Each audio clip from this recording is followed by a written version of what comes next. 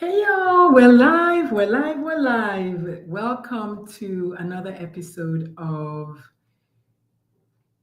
Real Talk with Dr. Lulu. And I just wanted to make sure that I'm live on Facebook, I'm live on Instagram, I'm live on LinkedIn, and of course, we're live on YouTube.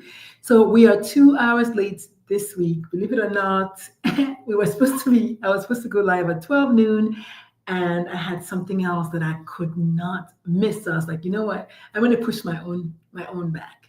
And then I had another thing I had to attend at 1 o'clock that I was facilitating. I'm like, oh my God, what's going on here? But I'm here. I'm here, and that's all that matters. So my name is Dr. Lulu. Welcome to episode 2 of Real Talk with Dr. Lulu. I am a pediatrician by trade. For those of you who know me, I am a mom of 3, and I am a rebel in a sense because I speak about stuff that most people tiptoe around or most people avoid. And one of the things I talk about is self harm, suicide prevention. So I'm just going to put it out there today. This episode may be a trigger warning, may require a trigger warning, and may be a this episode today requires a trigger warning and maybe a trigger for some. So if you feel like a talk about suicide is not something you'd like to be part of, I'm completely okay with not listening. I'm not going to feel bad. So today is September 10, and also happens to be World Suicide Prevention Day, World Suicide Awareness Day. And I have to start by asking us to hold 1 minute of silence for our friends and our family and our foes that we've lost to the cruel hands of suicide, beginning now.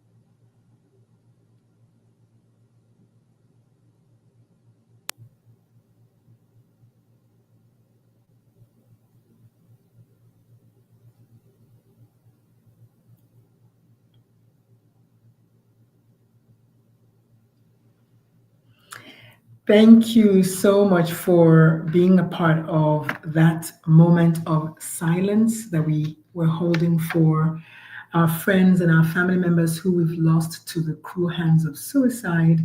My name is Dr. Lulu. For those of you who've never met me before, I am a pediatrician by trade, as I was saying before we started. I'm also a mom of 3.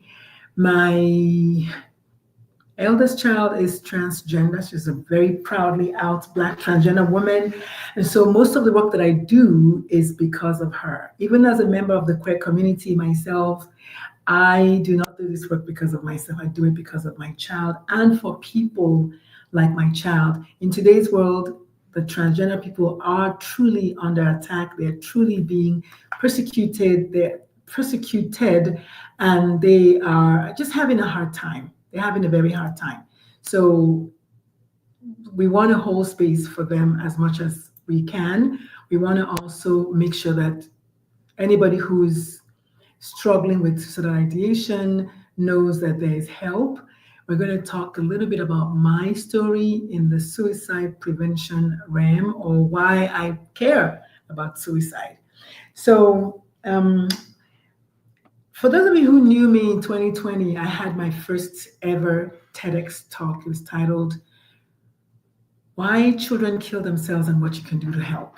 And it was originally supposed to be titled something else, something with the word suicide in it, but the folks at TEDx and TED did not want that, and I completely respect that. So we changed it into something else, which is okay because I believe that trauma is behind majority of our suicides. I truly believe that.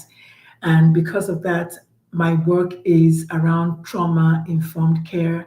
My work is around trauma prevention, not because I'm perfect, but because I have experienced that, and I know that the consequences and the studies are out there. The consequences are real, and the studies are out there to support that childhood trauma, aka ACEs, has a whole lot to do with subsequent um, subsequent sorry, my phone was just ringing, sorry, subsequent the subsequent complications with mental health and suicide and other health problems, actually lots and lots of health problems, heart disease, kidney disease, mental health problems, suicide as an entity on its own, a lot of medical problems are linked to childhood trauma. So stopping childhood trauma is definitely something that I think everyone should be aware of and everyone should be doing something about and everyone should be about. So today we're going to talk about my own story as it pertains to suicide and suicide prevention. When I was a much younger version of me, I actually was driving down a highway and I wanted to drive off the highway. I took off my seatbelt. I took off my, not while I was driving, but I took off my rooftop before that. And then I was just looking for an opening in the highway to drive off. I wanted to make sure that it was going to look like an accident. And somehow the part of my brain said, yeah, but if that happens, your kids, your kids are not, it's crazy. Your kids are not going to get the insurance money because they're going to say there was alcohol involved. Only because my ex-husband and we had a friend who was involved in an accident and passed away, and it was a very, very bad accident. It was a night that it was raining, and I think their car went off the road and hit a tree, and the South Carolina police ruled it alcohol intoxication or something. And this kid never drank alcohol. The person that was the victim.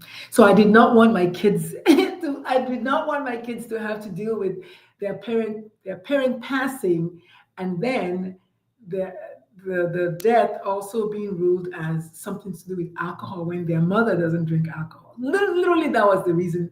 That was one of the reasons. And then by the time I kind of found my way through away from that thought, the intensity of the emotion had kind of gone down a bit, and by the time I found, next thing I knew, I saw myself outside of that highway and on a different road that was now leading me home. And so I got home and I was shaking, and then my ex-wife was like, what happened? You look like you've seen a ghost. I said, I feel like I've seen a ghost. And then we talked about it, and I'm here today. So multiple things are happening here. I'm obviously trying to remember something that may or may not have been a good emotion for me at that time. And when I decided to talk about it, people were like, oh my God, you're not going to talk about that. Surely you're not going to talk about that, right? You're a doctor. You don't want people to know that you've gotten to that, you've ever gotten there.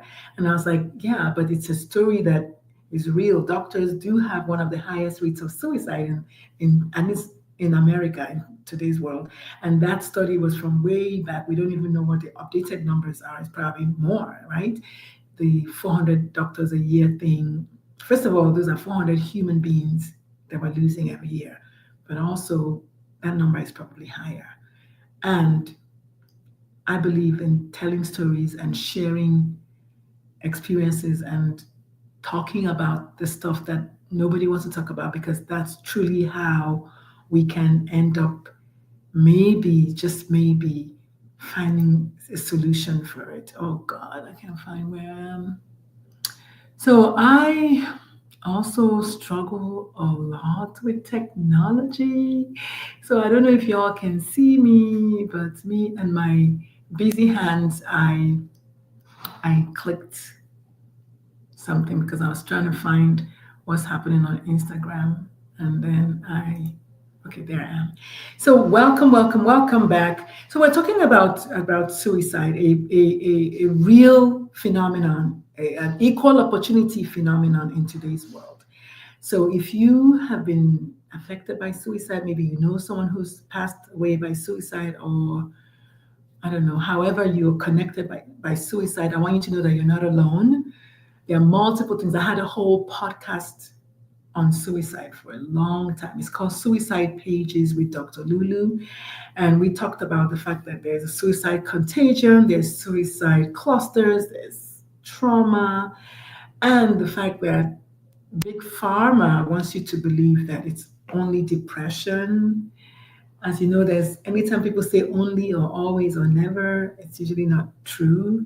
The truth is, it's not only depression, and the underlying cause of the depression is what we're trying to prevent. While depression might be the common pathway, is what I used to say, to death by suicide. The cause of the depression usually is myriad. Like a lot of times, it's trauma, it's catastrophic events, it's a divorce, it's a bankruptcy. Like in my case, it's a loss of a dear one.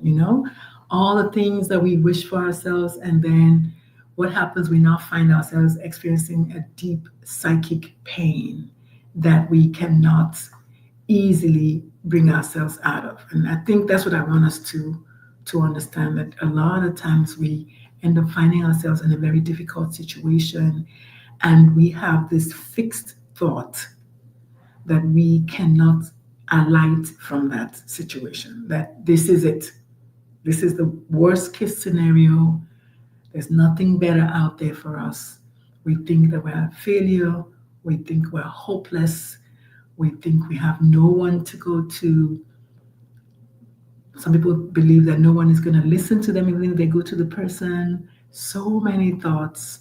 And then we do the unthinkable, right? So I wanted to also highlight the LGBT plus community, not only because that's the work that I do, but because they also have a fairly high rate of suicide, especially children who have been bullied a lot, as well as people in the transgender community. So not just the transgender people, they have a fairly high rate. I think it's 1 in 4 of them have seriously considered suicide, especially in the Black community, but also children who have been bullied for just being themselves, who have been ostracized, kicked out from home.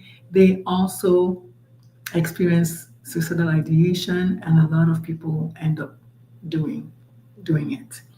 So let's just remember that when somebody looks strong, those are strong friends that you've heard about, a lot of times, just because the person looks strong, we all have demons that we're fighting. So check on your strong friends. Check on your strong friends. When you ask somebody, how are you doing? They can say, I'm good. Ask them, but how are you really doing? Right? Last week, I had a post that did very well on Facebook. I talked about how I had a moment of tailspin because I need to find a new place to stay, my business, all the things. And I reached out to a friend of mine, and I fully expected her to say, oh, I'm busy. Let's connect later on. But she was like, oh, I was just thinking about you. Oh, my goodness. And then she called me, and then we had 10 minutes of talking. And because she's an amazing coach, she coached me with just a few questions that got me thinking, oh, okay, all right, right? So that can happen to the best of us. So check on your good friends. I wanted to share about a couple of my friends and or patients that have taken the suicide route out of this world. One of them was a 15-year-old patient of mine that his mother brought him to me when it was March of that year, and I told his mom that he was severely depressed, and I remember his mother saying, "Oh, that's it, just depression. I have depression. His sister has depression. We all did okay. He's gonna be fine." And he was not fine. He was not fine. July of that year, 4th of July of that year, he was not fine. He put a double barrel shotgun in his mouth and pulled the trigger. So he was not fine, right? So when somebody is severely depressed, we're not going to overlook that. I want to hold space for medication as a very, very, very good option. However, talk therapy also works, right? And when you do the two of them in combination, you have a um, better chance of surviving the ideation. I I want to talk about despair. Despair is a word that I personally use a lot.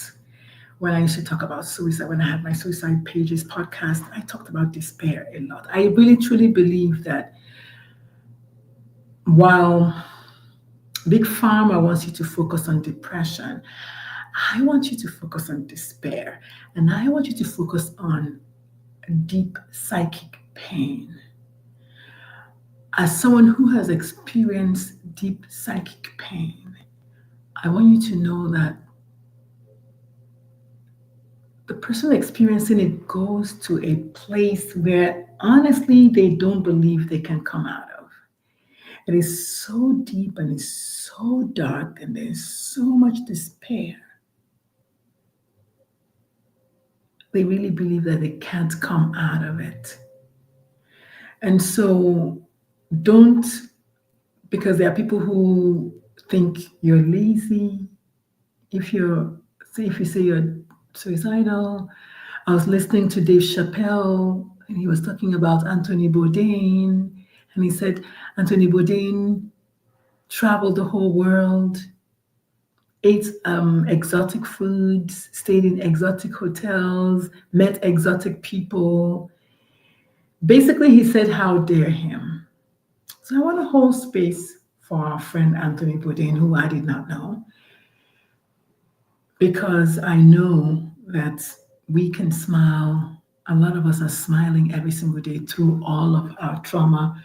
We're smiling every single day through all of the thoughts that are telling us that, to just end our lives. A lot of us are Anthony Bourdain. A lot of us are Anthony Bourdain, just that Anthony Bourdain didn't wait. And he thought that that was the best he could do. And so, and I'm not going to sit here and say that necessarily that waiting works for everybody, but I know for enough of us, reaching out for help. So waiting allows you to reach out for help. Waiting allows you to find the 4 C's, which is connection, communication, community, and a conversation. Those 4 C's, as far as I'm concerned, are the way to go. Medication is on there somewhere, because if you start having a conversation with the right person, they will take you to the doctor and then you get some medication. But also just talking about that which is hurting, that which you don't want to talk about. Talking about it helps. Bringing up suicide does not make somebody become suicidal. That was one of the biggest myths of all time. I actually mentioned that in my second book. My second book is titled A Teen's Life. I'm going to put that down here. A Teen's Life. Looking at teens' lives, looking at teens through their struggles or something like that. Through their struggles. I believe that was the name of the book. I don't have the book here, so I think it's Looking at Teens' Lives Through Their Struggles or something like that. So in that book, I make a case for the fact that 4 out of 5 people who are suicidal leave a sign. A lot of people, when suicide happens to someone that they know, they're like, wait, we did not know. It's almost like Jesus was like, When were you sick and we didn't take you to the doctor? When were you unclothed and we didn't give you clothing? When were you hungry and we didn't feed you? A lot of people who have experienced suicidal ideation say that they're afraid to tell someone because they're afraid that someone is going to judge them. They're afraid that no one is going to listen. Sorry, the guy is mowing the lawn outside. So if you can hear that, that's what's happening. And so I guess it's a message for us to, it's a lesson in compassion for us. It's for us to tune into our compassionate selves, tune into that part of ourselves that wants to help somebody else, knowing fully well that suicide is an equal opportunity. And no matter how much you say, oh, it'll never happen to somebody that I know, or I'll never do it, you do not know. You don't know. It can happen to anybody. So I wanted to just bring that up there. So the four things that I want to talk about, the four C's are connection. So finding somebody to connect with. I used talk in my TED talk where I said, tune into the right frequency of your child. Ask them questions like, are you feeling suicidal? Are you thinking about hurting yourself? Listen closely and then keep the communication lines open. So that's talk, because there's a hashtag talk saves lives. Oh, there's a hashtag talk saves lives. And I believe that. I believe that talking about it, aka conversation or conversating, having a conversation about it definitely makes a difference. So for the person who is on the outside, use talk, TALK, tune in, lean in, tune in to the person's energy. A lot of times we can tell when somebody walks into a room what energy they're walking into. We can. So tune into that person's energy. Ask them questions, open-ended questions. Are you thinking about hurting yourself? Do you have a plan? Ask the question. Don't be afraid. Asking them the question does not make them do it. Au contraire, asking them the question makes them feel like somebody sees them, makes them feel like they're not alone. So if you find yourself in that position, ask the question and then lean in or listen to what they have to say. Hear them out. And they do say, affirm people first and then make a suggestion if you must. So I understand how you can feel that way. I totally get it. I totally get it. But I'm here. I'm your friend. What if we go for a walk? Or would you mind going for a walk? Right? Something like that. Just removing them from that environment, from that mindset, so that they're no longer thinking about that. And then the last thing I wanted to mention before today's session is over is asking, are you okay? No, are you really okay? That will make the person stop and say, yes, I am. I promise. Now, they might not. They might say, yes, I am, or they might say, you know what? Thank you so much for asking, because yeah, I'm not doing so good. Now, you can't save everyone. If love was enough, if caring was enough, there'll be no suicides at all. So also know that at the end of the day, the person that you're trying to save must also be wanting to be saved, if that makes sense. If that makes sense. Okay. So I want to end with there's hope, there's help, and there's healing. One of the ways you can get help and hope and healing is 988, which is a suicide hotline. Please use it. I don't care what Donald Trump and his goonies are doing with regards to removing LGBT plus part of the 988. Please use 988. It works.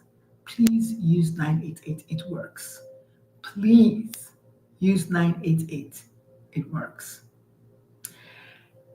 In the absence of 988, send me a DM.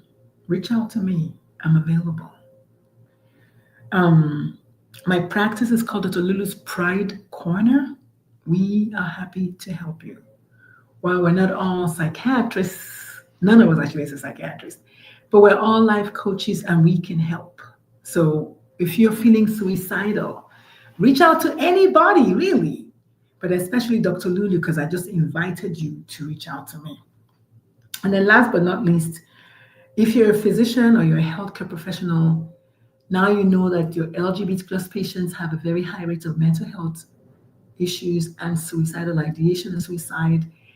If you'd like to go deeper with the work that I do, which is helping to create safe spaces for LGBT plus patients at the doctor's office, then reach out to me as well. Reach out to me, and I'm happy to start a conversation or have a conversation about how you can create a safe space for your LGBT plus patients, or to be politically correct, for your multiply marginalized patients. Okay.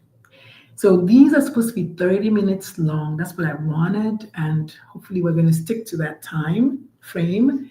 Thank you so much for joining me today. I appreciate all of y'all for joining me. I know you have better things you can be doing. You have other things you can be doing, but you decide to come and watch this video and join me in the conversation. Please leave any comments you might have in the space below, because this is on Instagram, on Facebook, and on YouTube. Leave a comment for me. I read all the comments and I also respond to all the comments by myself. And I'll see you next week. I don't know what we're talking about yet next week, but I'll think about it and I'll post it in the social media. And this has been so amazing. I hope you all find true love. I hope you all find true meaning for what you stand for, what your name stands for. And I'll see y'all later. My name is Dr. Lulu. Peace, love, and soul.